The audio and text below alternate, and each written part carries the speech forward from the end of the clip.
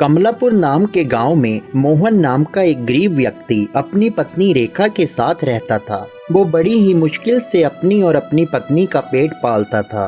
वो पढ़ा लिखा ना होने के कारण गांव में उसे कोई भी काम पर नहीं रखता था। महीने में बस 1-2 बार गांव के कुछ लोग उसे मजदूरी का काम करने के लिए बुला लिया करते थे और कई बार लोग उसे धक्के मारकर अपने घरों से बाहर निकाल देते थे। गरीबी के कारण कई बार उससे और उसकी पत्नी को भूखे पेट ही सोना पड़ता था। आप बहुत उदास लग रहे हो, क्या हुआ? लगता है आज फिर आपको किसी ने पैसे नहीं दिए। भाग्यवान, तुम तो जानती ही हो, गांव में मुझे कोई भी काम देने को तैयार नहीं हो रहा।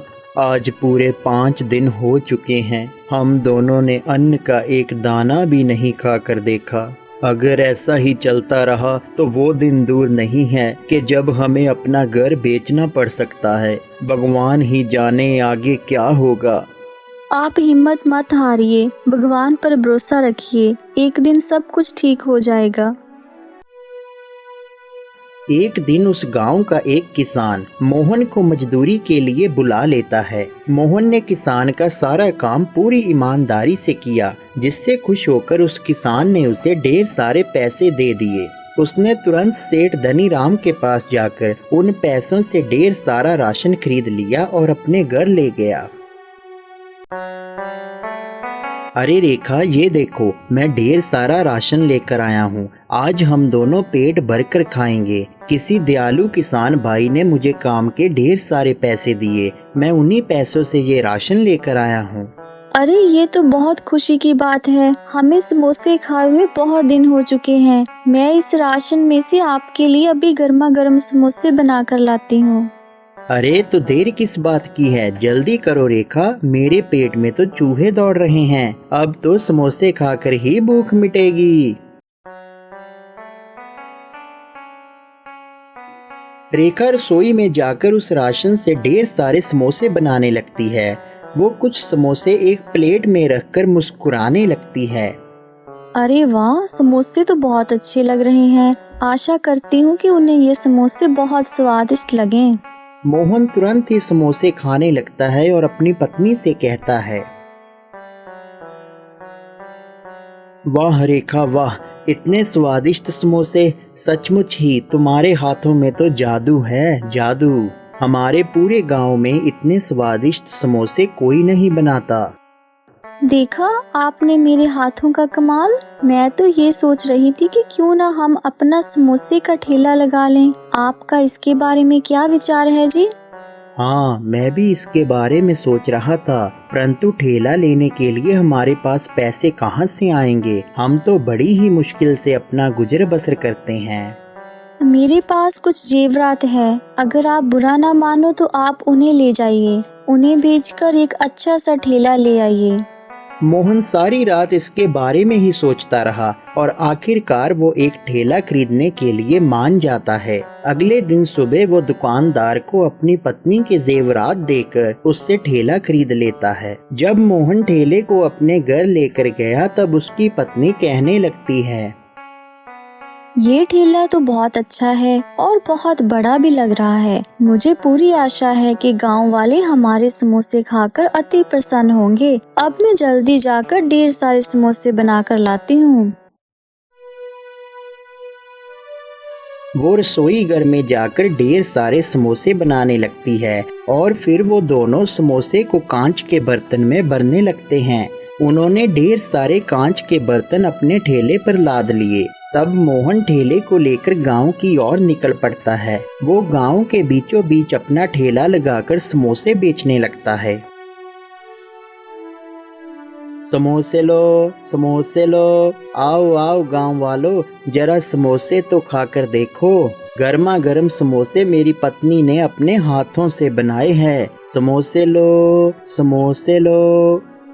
कुछ ही देर बाद उसके ठेले के आसपास भीड़ लगने लगी। गांव के बहुत सारे लोग उसके ठेले से समोसे खाने लगे और देखते ही देखते कुछ ही घंटों में सारे समोसे बिक गए। गांव वाले समोसे खाकर प्रशंसा करने लगे। वाह भाई वाह, इतने स्वादिष्ट समोसे हमने अपने जीवन में कभी खाकर नहीं देखे। तुम्हारी पत्नी के हाथों में तो जादू है, जादू भाई। आज से मैं तो तुम्हारे ठेले से ही समोसे खाऊंगा। हाँ भाई मोहन, आज से हम सभी गांव वाले तुम्हारे ही ठेले से समोसे खाया करेंगे। हमने पहले इतने स्वादिष्ट समोसे कभी नहीं खाए।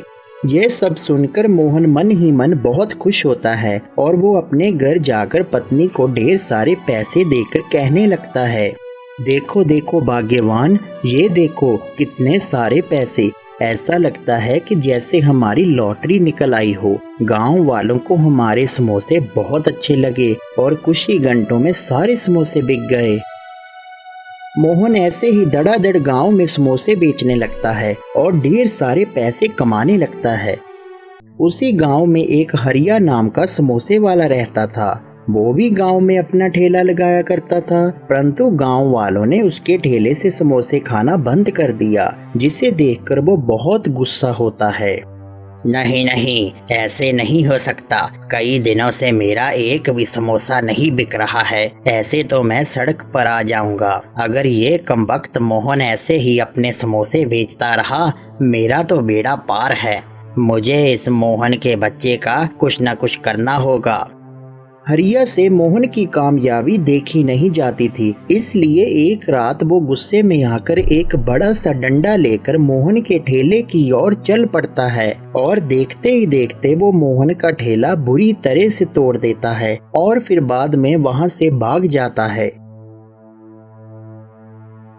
जब सुबह उठकर मोहन ने देखा कि उसका ठेला तो बिखर कर उसके सामने पड़ा है, तो वह जोर जोर से रोने लगता है और अपनी पत्नी रेखा से कहने लगता है, अरे बाप रे, ये क्या हो गया है। देखो रेखा, ये क्या हो गया। हमारा ठेला किसी ने तोड़ दिया है। अभी तो चैन की कुछ ही सांसें ली थी हमने और किसी ने हमारी खुशियों पर पानी फेर दिया। अब हम क्या करेंगे, कहाँ जाएंगे और क्या खाएंगे। मुझे तो विश्वास ही नहीं हो रहा, जिससे हमारा घर चला था वो बिखर कर हमारे सामने पड़ा है। पता नहीं ये घिनौना काम किस दुष्ट ने किया है, परंतु आप चिंता मत कीजिए, हिम्मत से काम लीजिए। अब जो होना था हो गया। आप सेठ धनीराम के पास जाइए और उनसे कुछ पैसे उधार ले आइए। हम उन पैसों से एक नया ठेला खरीद लेंगे। मोहन भूखा जरूर रह लेता था, परंतु उसने कभी भी किसी से उधार पैसे नहीं लिए थे। वो रेखा की बातों को सारी रात बैठकर सोचता रहा, परंतु अब उसके पास कोई और दूसरा रास्ता भी तो नहीं था। इसलिए सुबह होते ही वो सेठ धनीराम के पास जाता है और उधार पैसे मांगने की गुहार लगाता है। सेठ जी, किसी दुष्ट ने कल रात मेरा ठेला तोड़ दिया। मैंने अपनी पत्नी के जेवरात बेचकर बड़ी ही मुश्किल से वो ठेला खरीदा था। मैं और मेरी पत्नी रात भर रोते रहे। अब मैं आपके पास आया हूँ।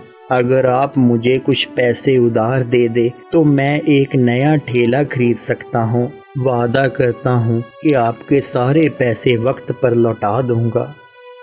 देख भाई मोहन, तू तो जानता ही है कि मैं कभी किसी को ऐसे ही हाथ में पैसे नहीं देता। इसके बदले में तुम्हें अपना घर मुझे गिरवी रखना होगा।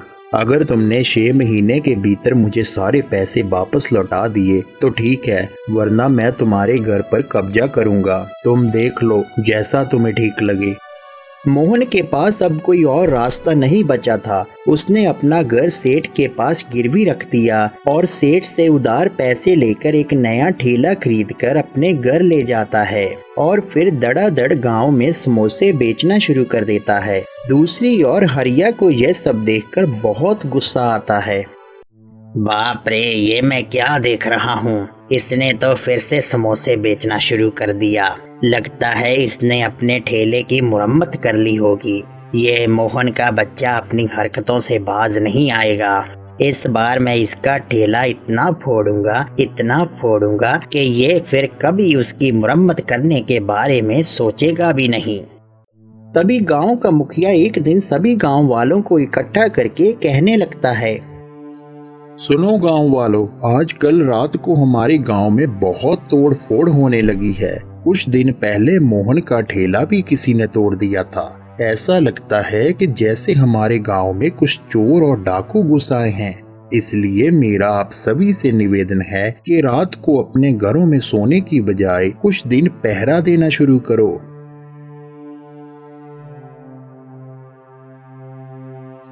सुनिए, आप अभी मत सोइए, मुझे तो बहुत डर लग रहा है। हमें गांव के मुखिया की बातों पर गौर फरमाना चाहिए और रात को अपने घर के बाहर पहरा देना चाहिए। आप तो जानते ही हैं कि हम अपना एक ठेला गवा चुके हैं, अब दूसरा नहीं गवा सकते। हाँ, तुम सच कह रही हो भाग्यवान। जो हमारे साथ हुआ था ऐसा किसी के भी साथ ना हो। तुम चिंता मत करो, आज हम दोनों मिलकर घर के बाहर पहरा देते हैं।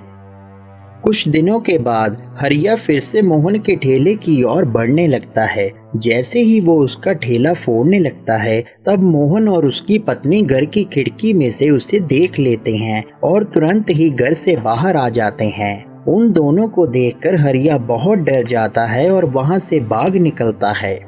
अगले दिन महापंचायत में मोहन ने यह सारी बात गांव के मुखिया को बताई। यह सब सुनकर मुखिया गुस्से में आकर हरिया से कहने लगता है, ये मैं क्या सुन रहा हूँ हरिया? क्या तुम ही वो चोर हो जो रात को लोगों के घरों में जाकर चोरी करते हो और घरों की तोड़ फोड़ करते हो? मुझे तुमसे ये उम्मीद नहीं थी। मैं तुम्हें अभी इस गांव से बाहर निकालता हूँ। जाओ, भाग जाओ यहाँ से, फिर कभी भी अपनी शक्ल हमें मत दिखाना।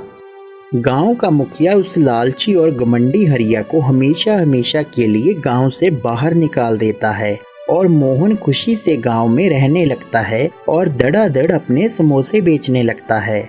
मोहन का कष्ट भरा जीवन उसकी मेहनत और ईमानदारी से फिर से हरा भरा हो गया। इसीलिए तो कहते हैं, हमें लालच नहीं बल्कि हमेशा मेहनत और ईमानदारी के राह पर चलना चाहिए। अगर आपको यह वीडियो अच्छी लगी तो कृपया करके वीडियो को लाइक करें और चैनल को सब्सक्राइब करें। बहुत बहुत धन्यवाद।